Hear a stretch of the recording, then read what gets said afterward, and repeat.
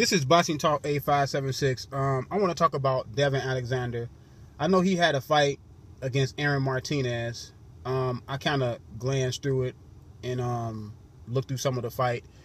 The fight was boring, man. It was looking a little lethargic. Devon Alexander, he was not throwing a whole lot of punches. He looked the same he looked in the Amir Khan fight, man, but against a worse opponent. The guy he faced was Aaron Martinez. He only got 4 knockouts, so he don't have no power to speak of. And he lost 3 out of his last 5. I'm gonna give him some credit. He did take Robert Guerrero to a split decision. Robert the Ghost Guerrero to a split decision.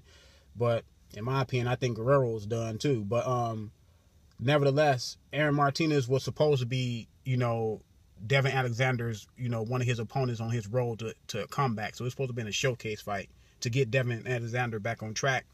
He beat Soto Carras, and this is supposed to have been another one of his comeback fights. He lost when he was undefeated back at 140. He was a really good fighter at 140. When he was a champion at 140. When he fought, I remember he fought Tim Bradley, and Tim Bradley told him, yes, you may be more talented than me. You may be a little bit younger, but you're not ready for this fight because I'm tougher. And he was just talking about all his intangibles, about how he overcame a lot, how he went to people's hometowns and beat people in their hometowns. You know what I'm saying? And he came up the rough way, and he was telling Devon Alexander, you're not ready yet. And he showed Devon Alexander in the fight, because as soon as the fight got too tough for Devon Alexander, he quit, man. He kept on talking about his eye. He couldn't see. He was blind. He was seeing double.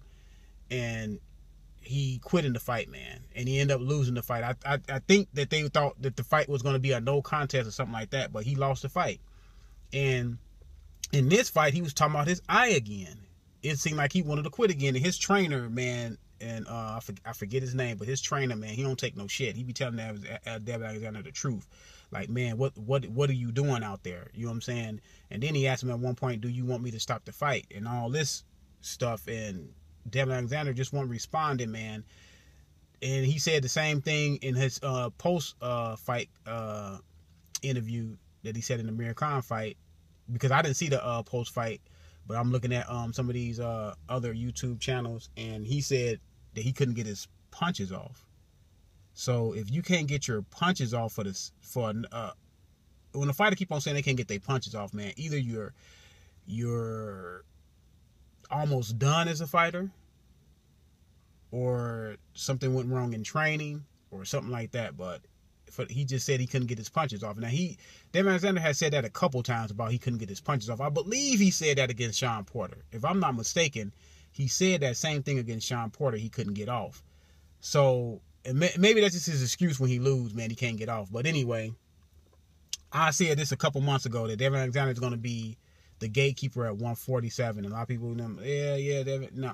They laughed and said, no, you're wrong. No, this man is going to be the gatekeeper, because I was seeing things in different fights. In the fight against Sean Porter, he gave up in that fight.